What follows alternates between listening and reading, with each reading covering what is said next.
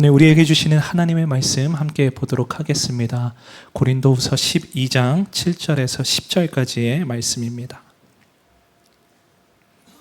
제가 봉독하도록 하겠습니다. 여러 계시를 받은 것이 지극히 크므로 너무 자만하지 않게 하시려고 내 육체의 가시 곧 사탄의 사자를 주셨으니 이는 나를 쳐서 너무 자만하지 않게 하려 하심이라.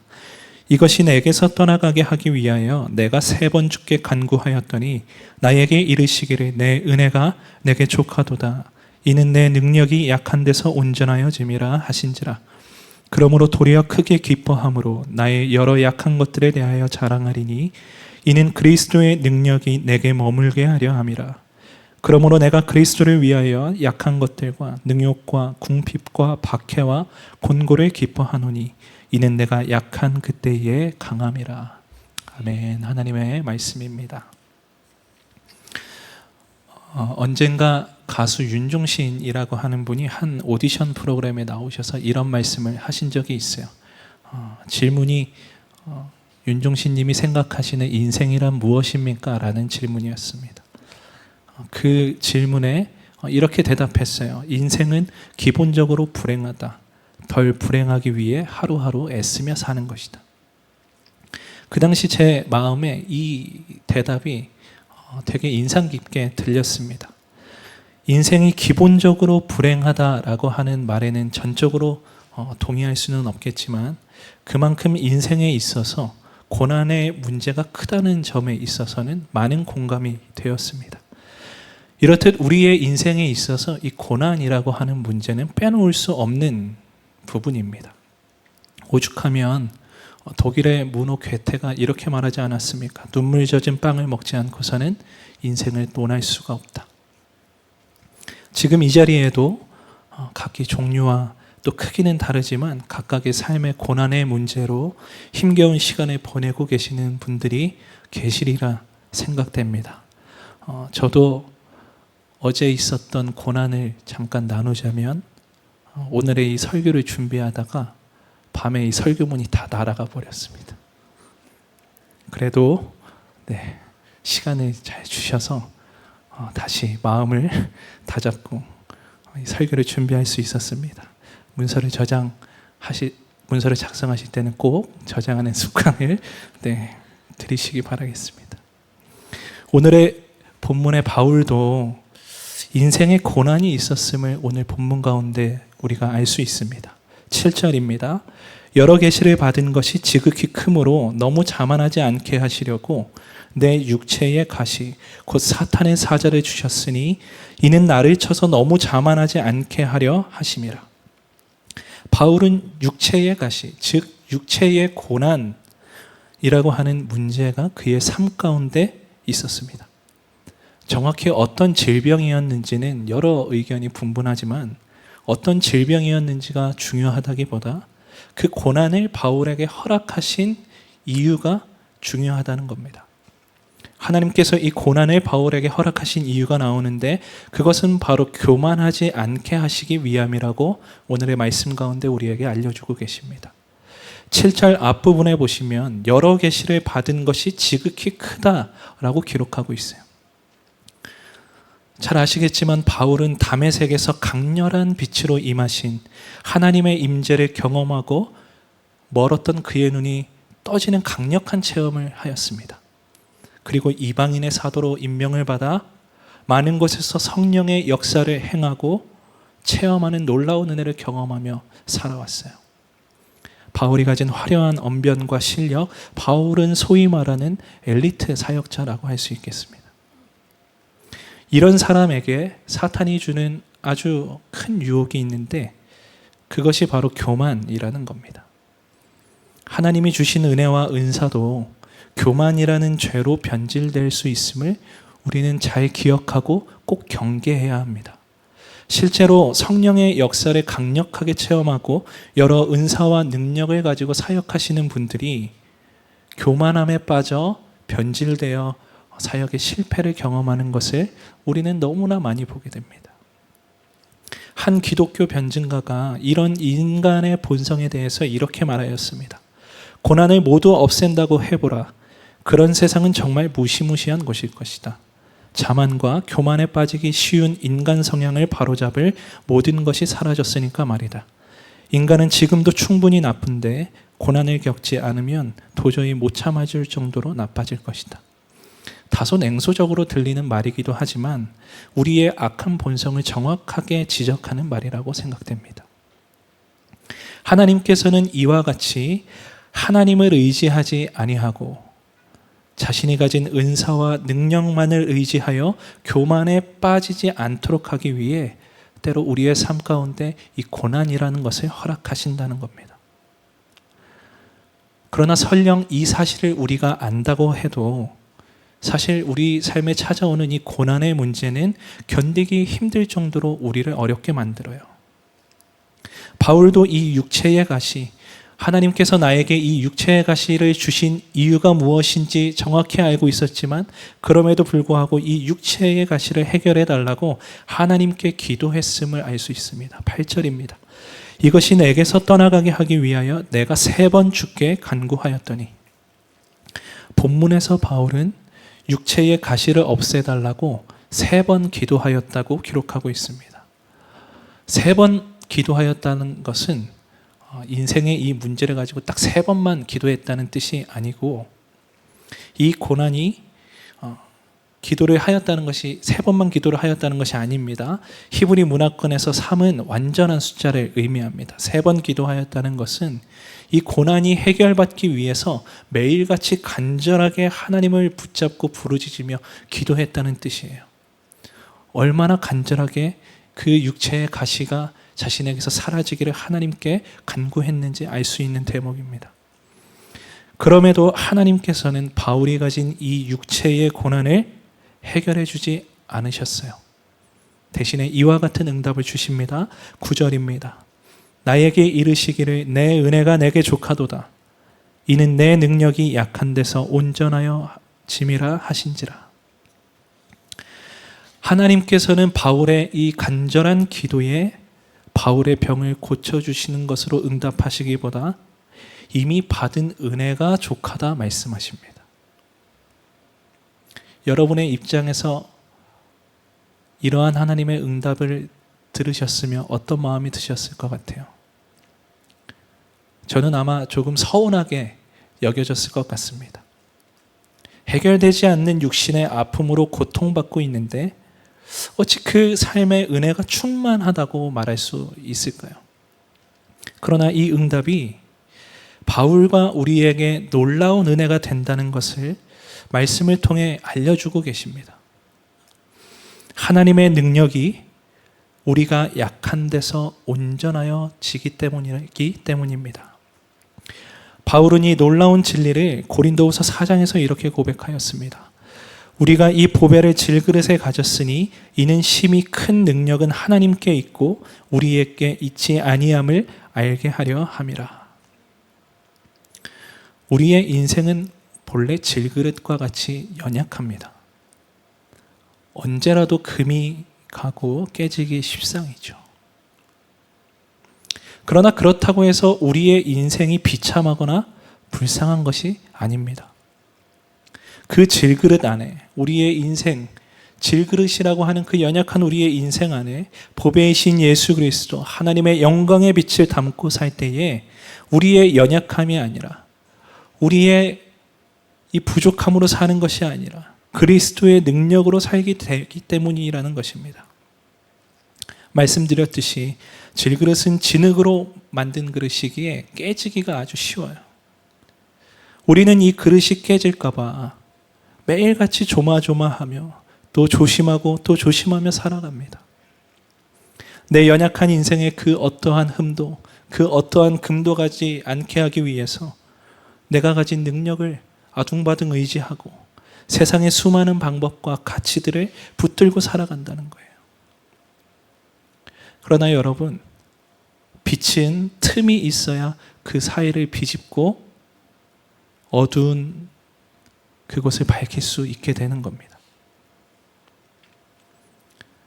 우리의 능력을 붙들고 아둥바둥 살아가는, 조금이라도 깨지지 않기 위해 애쓰며 살아가는 그런 우리를 하나님께서 안타까워 하시며 우리의 삶에 인생이라는 질그릇에 하나님이 의도적으로 균열을 내신다는 거예요. 깨진 그릇 틈 그 사이로 하나님의 영광의 빛을 나타내시며 그 능력으로 살아가게 하기 위함입니다.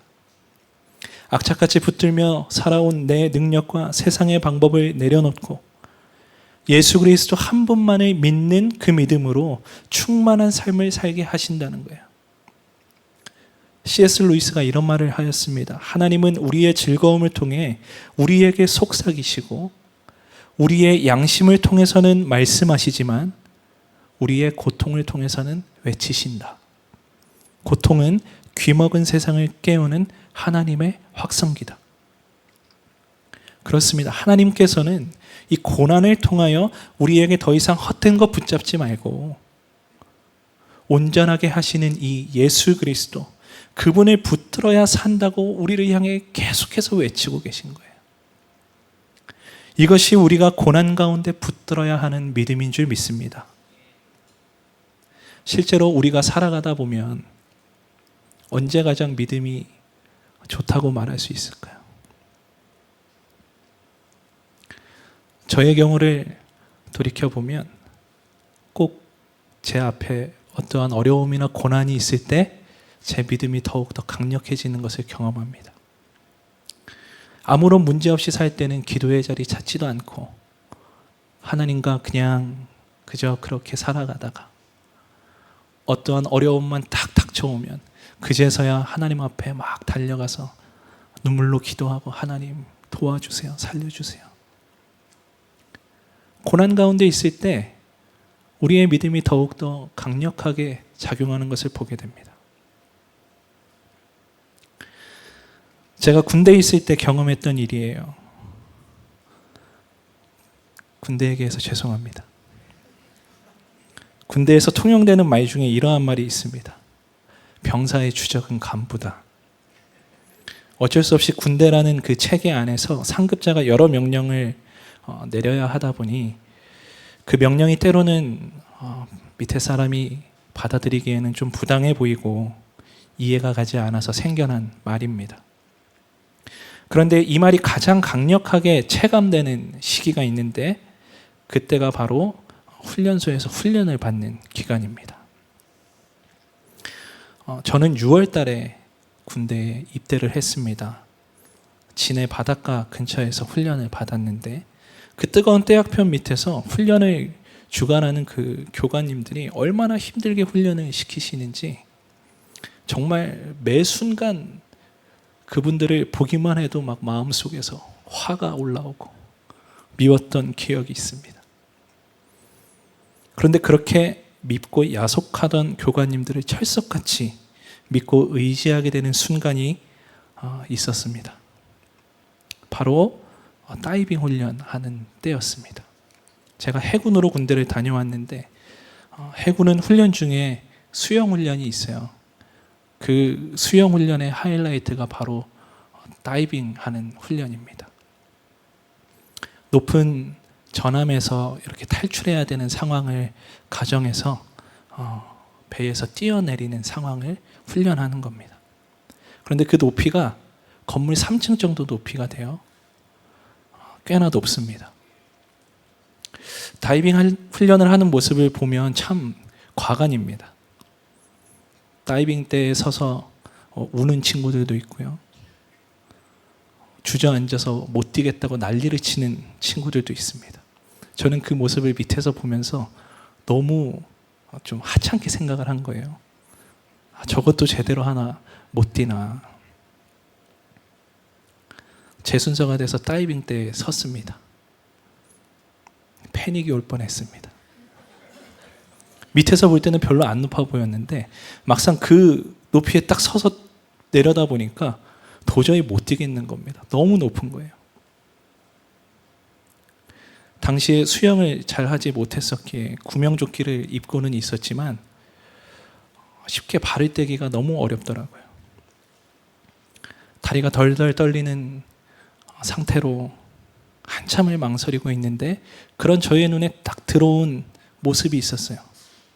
그게 뭐였냐면 바로 다이빙 대 밑에서 떨어지는 훈련생들 조금 당황하거나 잘못되면 그들을 이렇게 구해내기 위해 물속에 대기하고 계시던 교관님들이었습니다.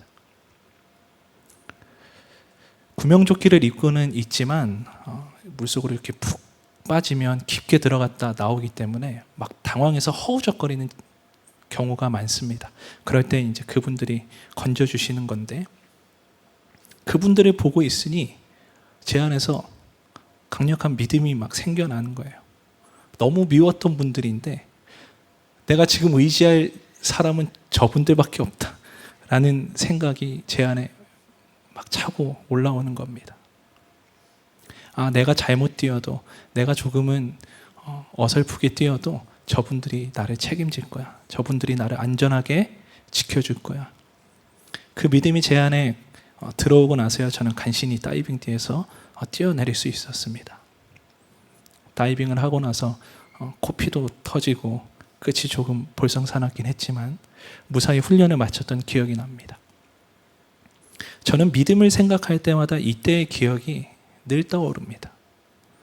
내가 처한 상황과 현실은 너무 절망적이고 두려움으로 가득 차서 내가 가진 능력과 힘으로는 한 발도 앞으로 나아갈 수 없는 그런 상황에 놓여 있지만, 그런 저의 앞에서 괜찮아, 할 수 있어, 내가 널 그냥 두지 않아 라고 말씀하시는 그 하나님, 그분을 믿는 믿음으로 한 발 한 발 떼는 것, 그것이 저는 믿음이라고 여겨져요. 그 믿음으로 우리가 나아갈 때 나의 능력이 아닌 하나님의 능력으로 살아가게 되는 놀라운 은혜를 경험하고 누리며 살아갈 수 있습니다. 바울은 이 놀라운 은혜의 진리를 깨달았던 거예요. 그래서 9절 후반부에 이렇게 고백하지 않습니까? 그러므로 도리어 크게 기뻐함으로 나의 여러 약한 것들에 대하여 자랑하리니 이는 그리스도의 능력이 내게 머물게 하려 함이라. 약함이 그리스도의 능력이 된다는 고백, 고난이 기쁨이 된다는 이 고백, 여러분 놀랍지 않습니까? 여러분과 저의 삶에도 이 고백이 있기를 축복합니다. 사실 약함을 자랑한다는 것이 쉬운 일은 아닙니다. 한 철학자가 현대사회를 가리켜 피로사회라고 정의하고 피로사회라고 하는 제목의 책을 냈습니다. 피로사회라는 개념은 현대사회가 자기 자신을 과도하게 몰아붙이며 스스로를 착취하고 병들게 만드는 사회를 의미합니다. 겉으로는 자유롭고 자율적인 것처럼 보이지만 사실은 성과와 효율을 위해 자신을 끝없이 몰아붙이는 사회라는 거예요. 이처럼 우리가 살아가고 있는 지금의 사회는 계속해서 강해야 살아남는다고, 최고로 좋은 것을 가져야 만족하며 살 수 있다고 우리를 미혹합니다.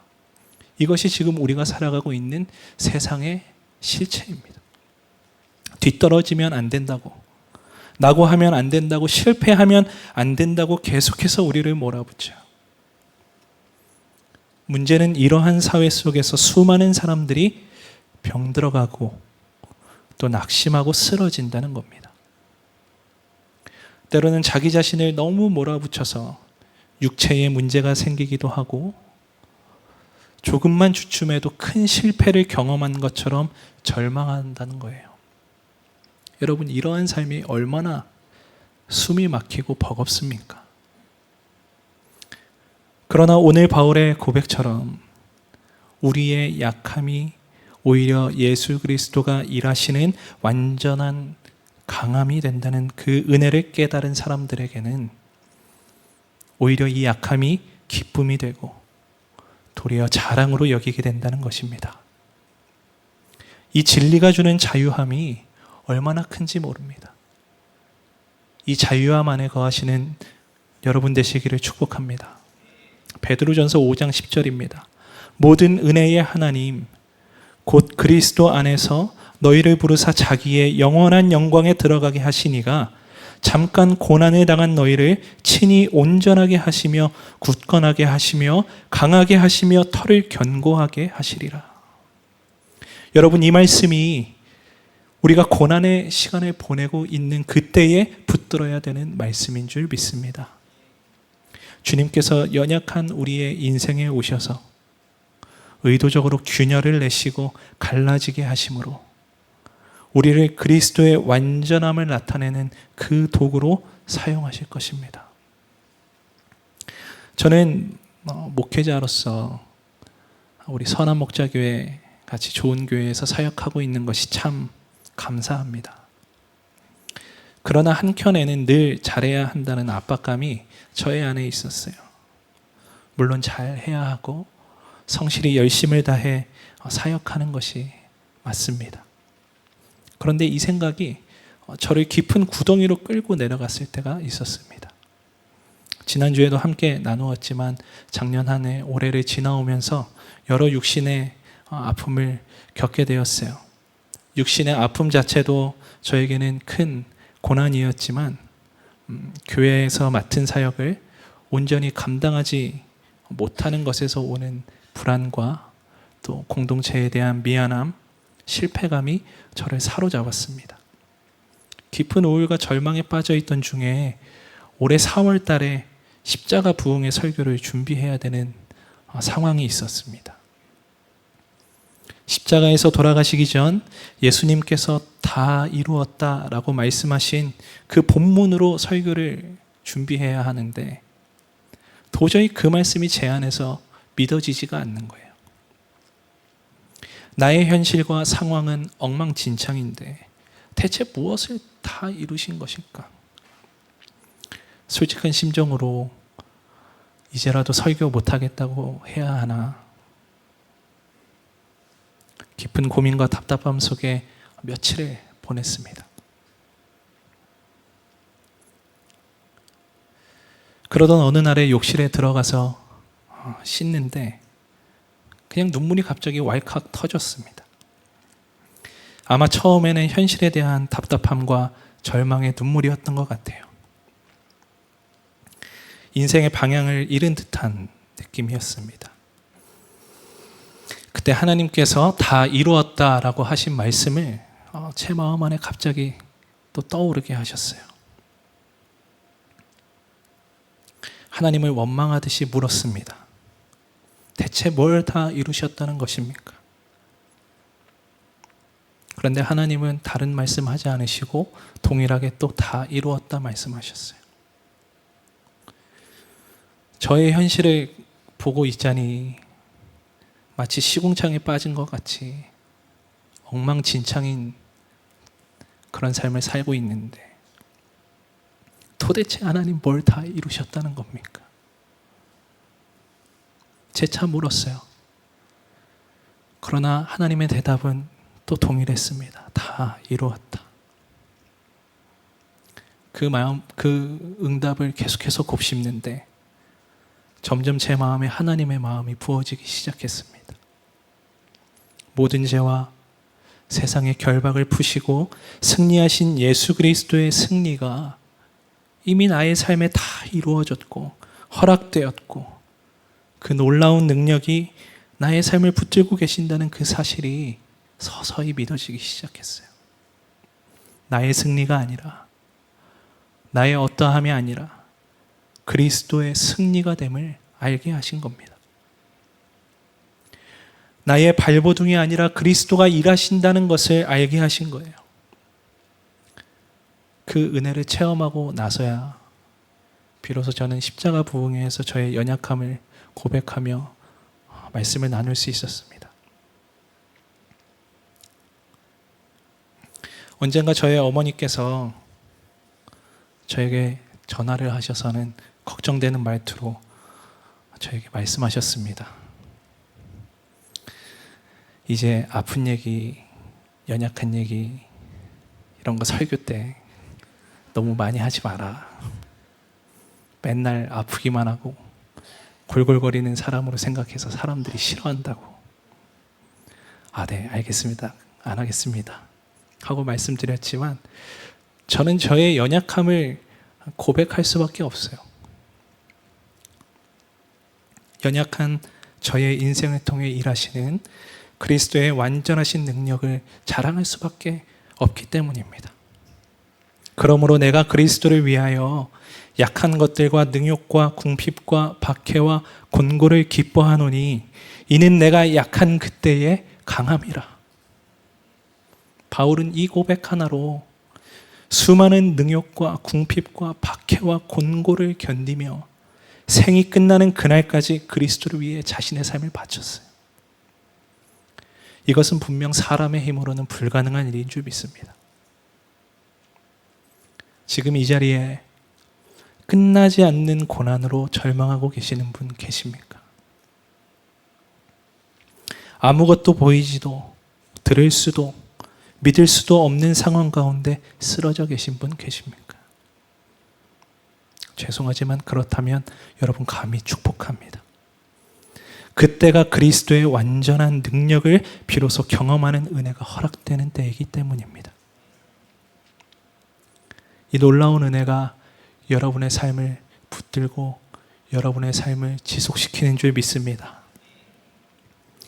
마지막으로 시 한 편을 같이 나누고 설교를 마무리하고자 합니다. 흙탕물을 먹고 자란 초록이라는 시입니다. 저항이 많은 이 무성한 초록들은 흙탕물의 경계에서 기꺼이 이파리를 피워낸다. 흙탕물을 먹고 자라 잿빛일 줄 알았더니 기어이 초록을 피워내는구나. 내가 먹고 자란 흙탕물도 이제 초록을 피워낼 때가 되었나 보다. 아슬아슬한 경계로 너와 나를 나누지 말고 흙탕물로 초록을 피워내자. 아무런 생명과 희망이 없어 보이는 그 어지러운 흙탕물에서 때로 나무는 더 많은 영양분을 섭취하고 무성한 초록색 잎을 피워낸다고 합니다. 세차게 불어오는 비바람은 나무가 더 깊게 뿌리를 내릴 수 있도록 만들어준다고 합니다. 하나님께서 때로 우리의 삶에 흙탕물을 허락하실 때가 있어요. 거센 비바람을 허락하실 때가 있어요. 그러나 그것은 우리의 수치와 멸시가 아니라 우리를 그리스도의 완전한 능력 안에 있게 하시는 주님의 은혜임을 여러분 기억하시기 바랍니다. 그 주님을 붙드시기 바랍니다. 그 은혜 안으로 여러분 계속해서 치열하게 들어가시기 바랍니다. 지금 처한 나의 현실이 더러워진 흙탕물 같고 거센 비바람 가운데 놓여 있는 것 같더라도 약함을 들어 그리스도의 완전함으로 초대하시는 그 주님의 놀라운 은혜가 여러분과 저의 삶 가운데 충만하기를 축복합니다. 우리 함께 찬양하시고 기도의 자리 가운데 나아가도록 하겠습니다.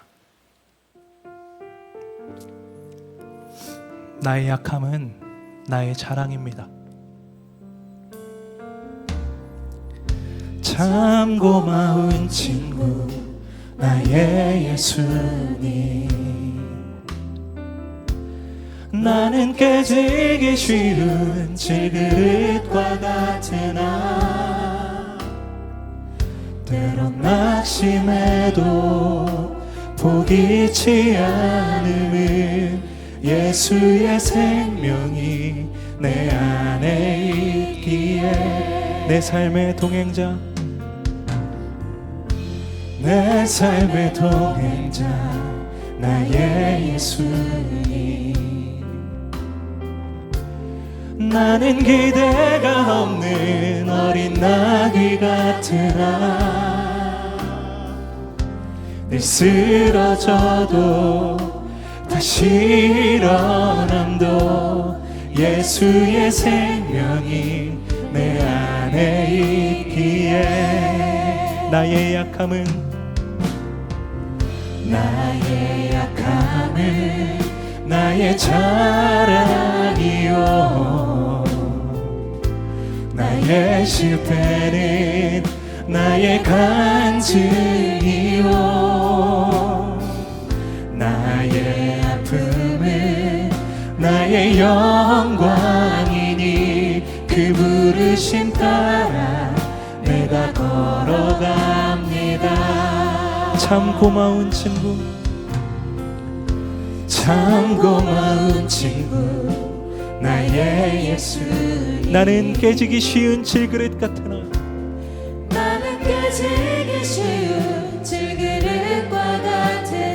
때론 낙심해도 포기치 않음은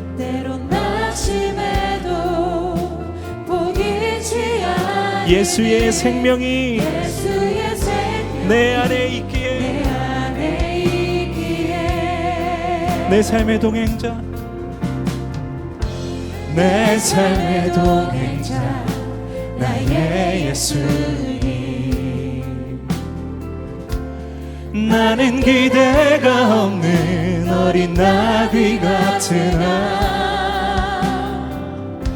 늘 쓰러져도 다시 일어남도 예수의 생명이 내 안에 있기에 그것을 믿음으로 고백합니다. 나의 약함은 나의 자랑이요 나의 실패는 나의 간증이요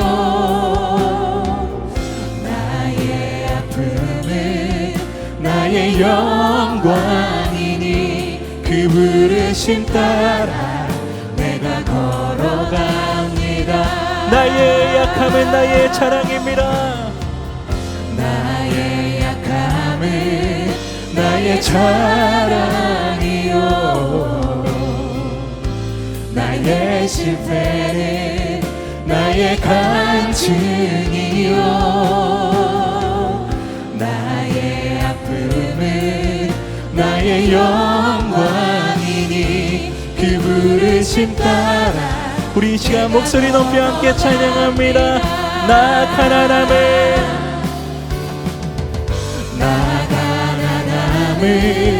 나의 상급이요 나 미련함은 나의 자랑이요 나 쓰러짐이 나의 고백이니 그 부르심 따라 내가 걸어갑니다. 나 가난함은 나의 상급입니다. 나의 상급이요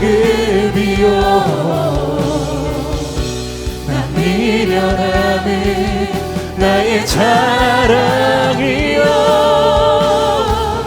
나 쓰러짐이 나의 고백이니 그 부르심 따라 내가 걸어갑니다. 나의 약함은 나의 자랑이요 나의 실패는 나의 간증이요 나의 아픔은 나의 영광이니 그 부르심 따라 내가 걸어가. 우리 한 번 더 고백합시다. 나의 약함은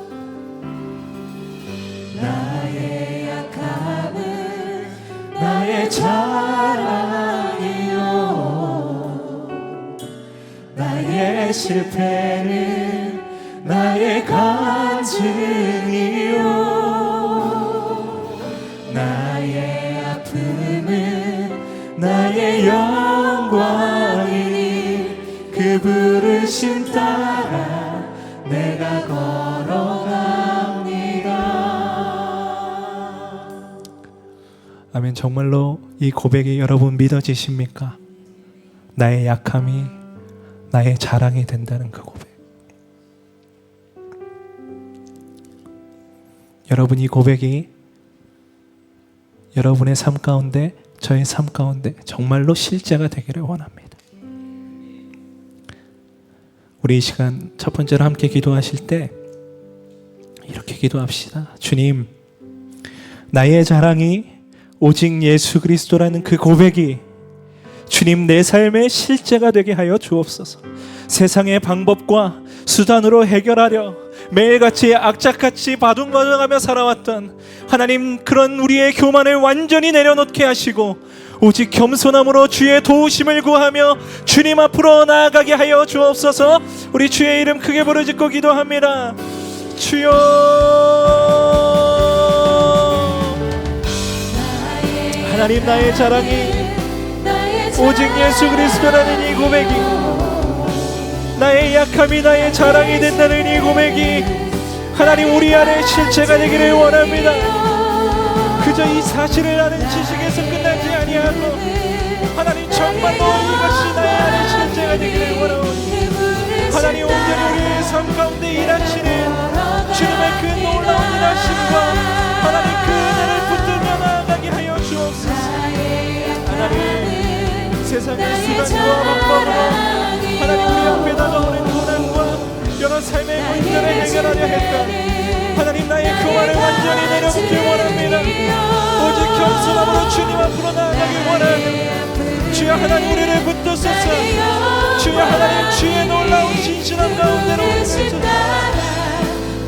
오 하나님의 놀라운 은혜, 하나님의 놀라운 일하심 가운데 나아가기를 원합니다. 오 하나님 내가 주님을 붙들기 오 하나님 내가 온전한 예수 그리스도의 능력을 하기를 원합니다. 하나님 놀라운 능력의 그 놀라운 빛이 하나님 나의 삶에 비춰지고 하나님 그것이 실제가 되는 역사하기를 원합니다. 아버지 나의 영광이니 그 부르심 따라 내가 걸어갑니다. 우리 마지막으로 기도하시고 각자의 자리에서 기도를 이어가시도록 하시겠습니다. 오늘 말씀 가운데 주님께서 우리에게 분명하게 말씀하셨듯이 주님은 우리가 고난 중에 있을 때에 우리를 그냥 내버려 두시는 분이 아니세요. 그 고난을 즐기시는 분도 아니시고 그 고난 가운데 우리를 버려두시는 분이 아니십니다. 여러분, 고난 가운데 있을 때에 더욱 주님을 바라보시고 붙드시고 의지하시기 바랍니다. 우리 이 마음으로 함께 기도하기를 원합니다. 하나님, 고난과 절망의 현실, 그 무거운 삶의 무게와 여러 아픔들, 하나님 그 속에서 매몰되지 않게 하여 주옵소서. 고난을 통하여 그리스도의 완전함에 이르게 하시는 주님의 그 놀라운 능력으로 주님 그 고난의 자리에서 다시 일어나게 하여 주옵소서. 주님께서 우리의 삶을 놓지 않으시고 반드시 회복시키실 것이라는 믿음으로 하나님 나의 심령이 충만케 하여 주옵소서. 우리 주의 이름 마지막으로 함께 부르짖고 기도합니다. 주여, 하나님 고난의 현실이, 절망의 무거움이, 하나님 그 현실의 아픔이 하나님 결코 나를 집어삼킬 수 없음을 하나님 이 시간 주님 앞에 간구함으로 믿음으로 하나님 주님 앞에 나의 모든 것을 내어드리며 그 은혜 안으로 나아가기를 원하오니 아버지 놀라운 은혜 가운데 하나님 우리를 붙들어 주소서. 하나님 고난으로 우리의 삶이 주저앉게 되지 않기를 원합니다. 고난 가운데 우리의 삶을 포기하지 않기를 원합니다. 고난으로 인하여 그저 쓰러져 있지 않기를 원합니다.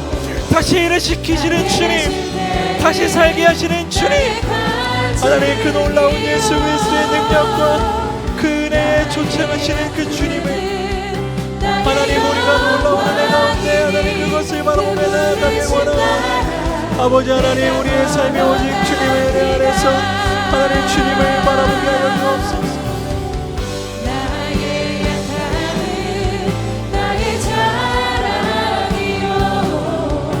하나님 고난을 통하여 역사하시는, 고난을 통하여 말씀하시는 주님, 그 고난 가운데 우리의 삶이 하나님 더욱더 완전하여지게 되는 줄 믿습니다.